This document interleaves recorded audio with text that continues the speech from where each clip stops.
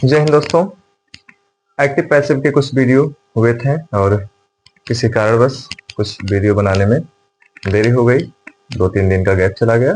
तो आज हम आगे जहां से छूटा था वहीं से स्टार्ट करते हैं।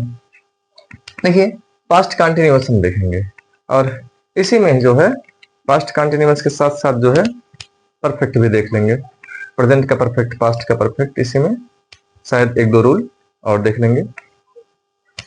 तो देखिए, पास्ट कंटिन्यूअस एक्टिव वॉइस में क्या है और पैसिव वॉइस में क्या होगा।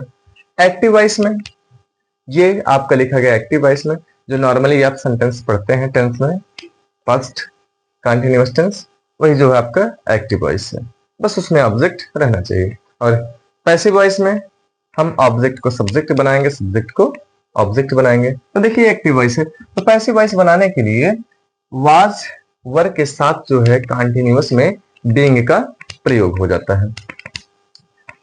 इसमें ऑब्जेक्ट है माई पर्स, माई पर्स आ जाएगा सब्जेक्ट के रूप में, माई पर्स। और वाज, यहां भी पर्स के लिए हेल्पिंग वर्ब वाज का प्रयोग होगा और पैसिव बनाने के लिए हम जोड़ेंगे कंटिन्यूअस में बीइंग, चाहे वो प्रेजेंट का कंटिन्यूअस हो चाहे पास्ट का कंटिन्यूअस हो, दोनों के लिए बीइंग का प्रयोग करेंगे। हाँ, लेकिन ध्यान रहे फ्यूचर का कंटिन्यूअस नहीं बनेगा। देखिए, तो my purse was being stolen, steal का थर्ड फॉर्म स्टोलन, बाई सी है तो हर। तो मेरा पर्स उसके द्वारा चोरी किया गया था।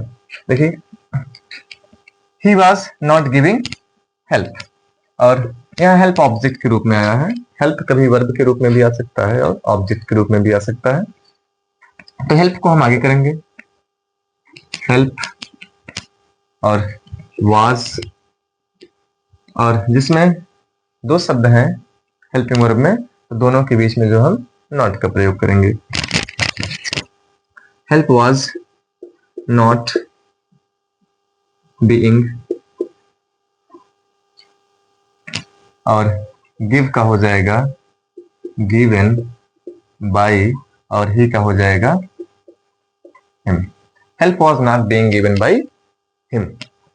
Was she not borrowing money, was आ गया है पहले, ये हो गया क्वेश्चन और यस या नो टाइप का। यदि इसमें हेल्पिंग वर्ब आया है तो पैसिव में भी हेल्पिंग वर्ब पहले आएगा। बस हाँ, यदि दो शब्द हैं तो उसमें से केवल एक शब्द आएगा और दोनों के बीच में सब्जेक्ट आ जाएगा। देखिए, मनी को आगे की ओह वाज है, मनी के लिए वाज लगेगा, मनी सिंगुलर लिखेंगे, मनी को वाज मनी, वाज मनी, और यहां पर हो जाएगा बीइंग, वाज मनी बीइंग, और नॉट भी है। इसके लिए यहां पर जो है वाज मनी और नॉट भी है, तो इसके लिए हम यहां नॉट लगाएंगे, उसके पश्चात बीइंग का प्रयोग करेंगे। Was money not being, burrowing का हो जाएगा बारोड, बारोड, और बाई और सी है तो हो जाएगा question mark. Was money not being borrowed by her who was finishing the work. The work आगे आएगा, लेकिन हमने बताया है कि पैसिव वॉइस में हु वाले को हम बदलते हैं बाई हुम में।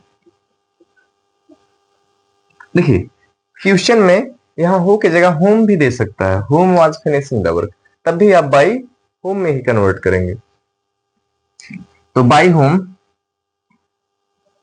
और वर्क है, वर्क के लिए वाज लगेगा, तो फिर the work by home was the work, और बीइंग फिनिश का थर्ड फॉर्म हो जाएगा finished. By whom was the work being finished। इस तरीके से आप पास्ट कंटिन्यूअस का बनाएंगे। ठीक जैसे आप प्रेजेंट कंटिन्यूअस का बनाते थे उसी तरीके से पास्ट कंटिन्यूअस का बनाएंगे। बस ध्यान रहे प्रेजेंट कंटिन्यूअस में इज एम आर था, उसमें बीइंग जुड़ रहा था, और इसमें वाज वर्ब के साथ बीइंग जुड़ेगा। अब हम देखते हैं प्रेजेंट परफेक्ट टेंस को, और ये प्रेजेंट परफेक्ट टेंस है। और कैसे पता चलेगा कि एक्टिव वॉइस में प्रेजेंट परफेक्ट टेंस है? प्रेजेंट परफेक्ट टेंस में हेल्पिंग वर्ब हैज और हैव का प्रयोग होता है, और वर्ब की थर्ड फॉर्म का। तो हैज, हैव और वर्ब की थर्ड फॉर्म से हम पता कर लेंगे कि ये टेंस जो है प्रेजेंट परफेक्ट है। देखिए, I have written the letter, और हैज हैव रहेगा ही, ऐसे बनाते समय बस इनको बीन जोड़ देना है, और वर्ब की थर्ड फॉर्म का यूज होता है पैसे में। वर्ब की थर्ड फॉर्म पहले से यहाँ लिखी गई है, क्योंकि परफेक्ट में वर्ब की थर्ड फॉर्म का यूज होता है, इसलिए हमें यही वर्ब उतार देना है। तो इंफॉर्मेटिव देखिए, द लेटर, और सिंगुलर के लिए हैज और प्लूरल के लिए हैव। तो लेटर जो है सिंगुलर है तो इसके लिए हैज, द लेटर हैज और been, the letter has been, और रिटन तो है ही, रिटन बाय आई का objective, the letter has been written by me. You have not stolen the watch, not का यूज हुआ है तो हैज बीन और हैव बीन दोनों के बीच में नॉट का यूज कर देंगे। The watch,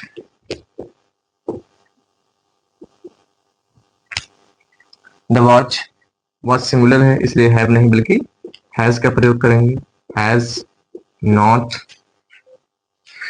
been stolen by you, और has he killed the snake, ये इंट्रोगेटिव हो गया है ऐसे नो टाइप का। तो इंट्रोगेटिव में हम हेल्पिंग वर्ब आगे ही रखेंगे। हैज हम क्यों लगाएं? क्योंकि स्नेक सिंगुलर है। अगर यहाँ पर एक प्लूरल होता तो हम यहाँ पर हैव का यूज कर देते हैं, और फिर जो है द स्नेक,